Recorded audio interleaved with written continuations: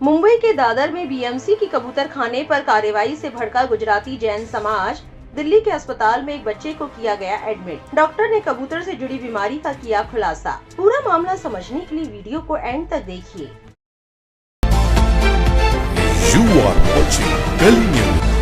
खबर में पहले आपको मुंबई के दादर में कबूतर खाने से जुड़े मामले के बारे में बताते हैं, फिर दिल्ली के बारे में बताएंगे। 3-4 दिन पहले मुंबई महानगर में एक बार फिर आस्था बनाम प्रशासनिक आदेश की टकराहट देखने को मिली, जब बृहन्मुंबई नगर निगम ने दादर स्थित मशहूर दादर कबूतर खाना पर कार्रवाई शुरू की।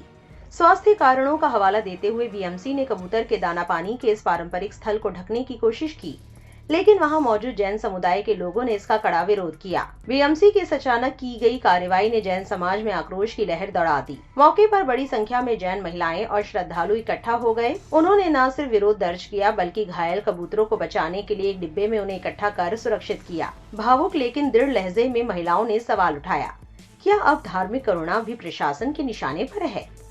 जैन समुदाय का कहना है कि कबूतर खाना सिर्फ दाना पानी का स्थान नहीं, बल्कि उनकी करुणा और जीव दया की परंपरा का प्रतीक है। बीएमसी का ये कदम न सिर्फ धार्मिक भावनाओं को ठेस पहुंचाता है, बल्कि एक समुदाय की पहचान और सह अस्तित्व के मूल्यों पर भी सीधा आघात है।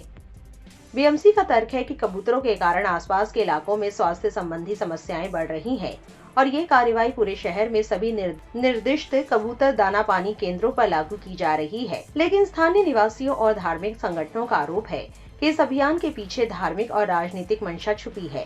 जैन प्रतिनिधियों ने स्पष्ट किया कि अगर दादर कबूतर खाना को हटाने की कोशिश की गई तो ये आस्था पर हमला होगा और समुदाय इसे सहन नहीं करेगा। उन्होंने ये भी कहा कि सरकार को अगर टैक्स की भूख है तो लगा दो। गुजराती जैन समुदाय के लोग इस पर भी टैक्स देने के लिए तैयार है। हालांकि बहुत से लोगों ने ये भी सवाल उठाया है कि अगर जैन समुदाय के लोग मुंबई प्रशासन की कार्रवाई का इतना ही विरोध कर रहे हैं तो वो कबूतर खाने के आसपास अपनी बिल्डिंग्स और बालकनियों के आगे जाली क्यों लगाकर रखे हुए हैं?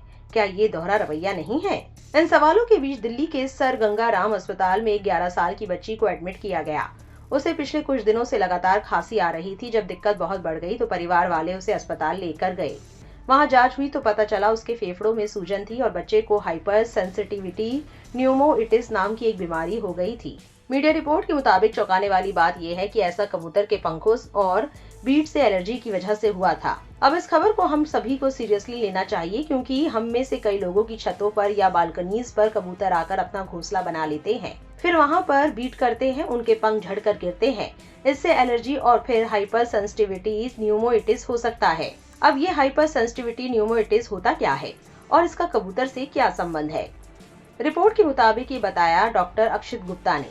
डॉक्टर अक्षित बताते हैं कि हाइपर सेंसिटिविटी न्यूमोइटिस में एलर्जी की वजह से हमारे फेफड़ों में सूजन आ सकती है।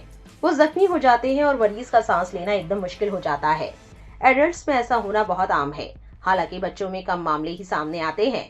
अब जहां तक रही बात कबूतर की, तो कबूतर की बीट और पंखों में कई तरह के एंटीजेंस होते हैं। एंटीजेंस वो चीजें हैं जो हमारे इम्यून सिस्टम को प्रेरित करते हैं और आमतौर पर इन्फेक्शन में इम्यून सिस्टम का एक्टिव होना हमारे लिए फायदेमंद भी होता है। लेकिन कई बार कुछ बीमारियों में ये नुकसानदेह भी हो जाता है, क्योंकि शरीर की इम्यूनिटी अपनी ही दुश्मन बन जाती है।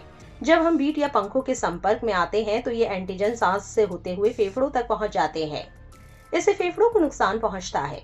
अगर समय पर इलाज ना मिले तो फेफड़े सिकुड़ने भी लगते हैं और कई बार तो लंग ट्रांसप्लांट भी कराना पड़ता है।